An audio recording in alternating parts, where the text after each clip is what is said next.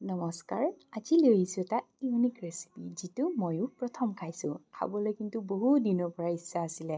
এয়া কলডিলৰ ভিতৰত থকা অংশ। ফুল বুলি ক'লেও ভুল নহ'ব। এয়া ভিতৰত আছে কেইডালমান ৰেণু, সেইখিনি আঁতৰাই লৈ ধুলেই হৈ গ'ল।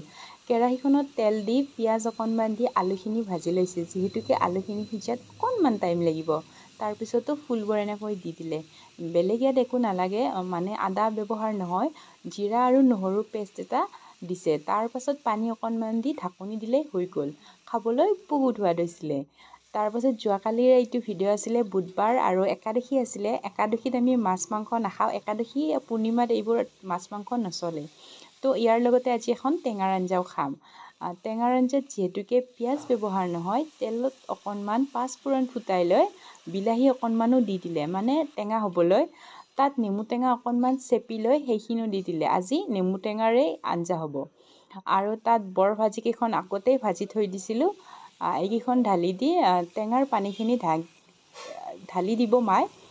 ঢালি দিয়াৰ পিছত এইখিনি উতল আহিলে নমাই দিম। তো আজি মই দেখাম মই দুপৰীয়াৰ থালিখনত কি কি খালোঁ।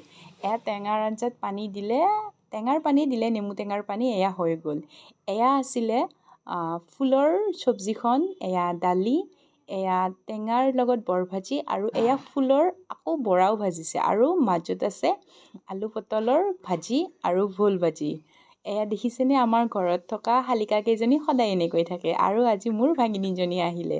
আজিলৈ আহিছোঁ, বাই।